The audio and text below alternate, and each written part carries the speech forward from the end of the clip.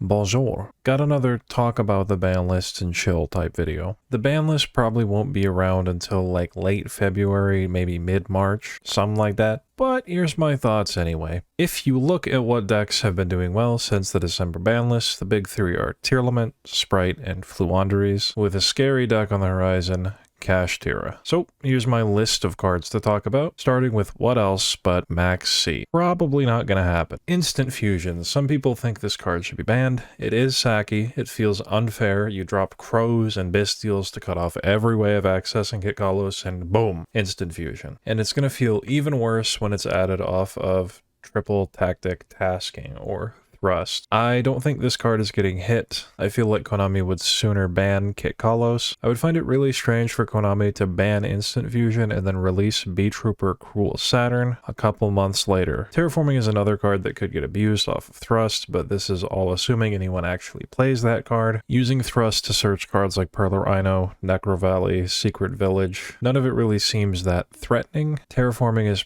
probably perfectly fine where it is. The Tearlament main deck monsters. Havnis and Merle are fucking aids. There's no better way to put it. Havnis being an archetypal hand trap that's text secretly says mill 13, have 6 DD Crows, and fusion summon 3 times. Probably should be limited at least, but in all honesty I don't know if it's the right hit, but it could be the hit that makes the most sense for Konami to make. If they want to sell Tearlament's Kashtira, just hit the old Havnis so they have to play the new one. Merle is less likely to get hit because this would need something to get banned. The reason this one specifically is so broken outside of it just milling 3 and being a good starter is that it's level 2, so any way you can get to Sprite Sprint is a way to get to Merle. That includes talents taking your opponent's Bystial and linking it into Dharc and just grabbing that Bystial again, or using the Ishizu Millers to dump a Dharc monster in their grave and again taking with Dharc. So there's a couple cards to look at for that situation. Merle, which banning Merle would never happen. I think banning any main deck name is pretty fucking harsh. Sprite Sprint, which is the card that allows this to work at all and would also hit another top deck at the same time, or Dharc the Dark Charmer, the card that really enables this to be so easy and makes it feel so unfair. A ban on Dharc feels like the right call should they hit any of this. If there were ever a Charmer to get banned, it would be this one. Next to talk about is Perler Rhino. This card is limited in the OCG. As far as I know, it's not all that common for the TCG to hit consistency cards, but at the same time, this is more than a consistency card.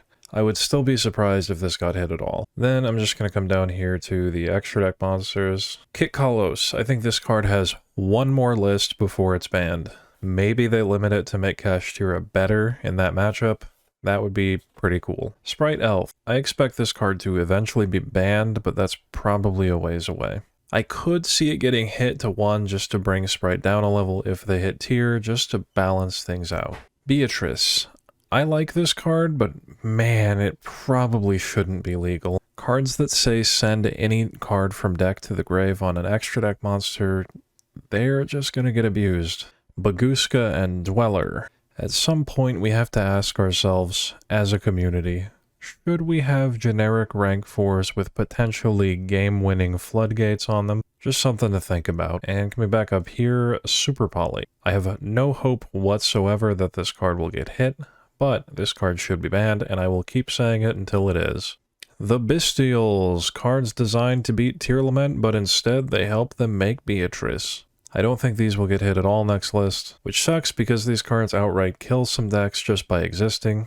I know there's not a lot of sympathy for Drytron players or Eldritch players, but holy fuck, man, come on. They printed 12 additional copies of DD Crow. In the OCG, they decided to limit Magnamut, but in all honesty, I'd prefer to see a ban on Druisworm. Magnamut searching Baldrake just isn't quite the same. These cards become a lot less worth playing if your DD Crow doesn't double up as a fucking Cheng Yang out. The Ishizu cards, Keldo, Kelbek, Mudora, and Yugioh. A lot of people seem to think Tearlament isn't inherently broken without these cards. I think these cards are inherently broken without Tearlament. God, I hope Keldo gets limited. That would make a world of difference alone. A straight fucking ban on Kelbek would be wonderful too. It's hard to know what Konami thinks of these cards. For some reason the hit they made in the OCG was Yugioh to 1, and I've seen plenty of tier lists that already play one Yugioh. I don't know how much financial incentive there is to keep these cards around. So maybe Konami will limit Kelbek and Keldo. That would be dope. Fenrir, this card is just too new.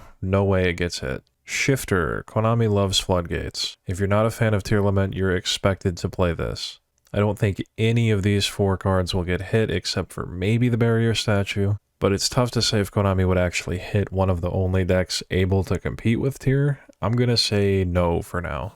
Sprite, this deck has a lot of hits in the OCG, but the OCG makes a lot of hits that we never get. Like Sword Soul never got hit over here except for Protos. I think the most they would do is limit Sprite Elf, which does matter. It really hurts that deck to just not have access to this insane fucking card. The Adventure Engine. These cards don't see a ton of play, mainly because of Kelbek. Kelbek is a hard fucking counter. You can just Kelbek bounce the token as soon as they add Wandering Griffin Rider to hand, so that's the main reason this doesn't really see a ton of play. Also, the Shovelers make it a pain in the ass. But the minute these cards are hit, the Adventure Engine is just going to become pretty good again. I also think one of the major weaknesses to Kashtira is Nibiru, which if you play Adventure Token that kind of deals with it, that's a big reason why Kashtira plays Nightmare Corruptor Ibli. They play Ibli as both a counter in the mirror match and a counter to Nibiru, but an alternative to doing that is playing the Adventure Token to just beat Nibiru proof from the get-go. These cards also have yet to be reprinted. They're still really strong cards, and if this ban list does turn out to be a murder list, it's possible that these cards could end up on it. Just saying, if Rite of Aramasir turns out to be in Maze of Memories, that set comes out like March 9th, there could be a ban list like 2 weeks later that limits Water Enchantress. Why would they do that if the engine doesn't see much play? I don't know, bro. It's fucking weird. Why did this engine never get hit? What the fuck, Konami? Called By is in a weird spot right now. You might notice, like, not a ton of people are playing, and that's just because it's pretty fucking awful against these cards, against the Ishizu cards. It's just not very good. You can just shuffle your Called By target away. You could just Bestial your Called By target away. It's just in a strange spot right now, but I'm sure eventually people will be begging for this card to get banned again. Then down here are just a bunch of cards that could all come to 3 and nothing bad would happen, except for maybe Ava and Colossus. Maybe those can stay at 1. Thanks for watching!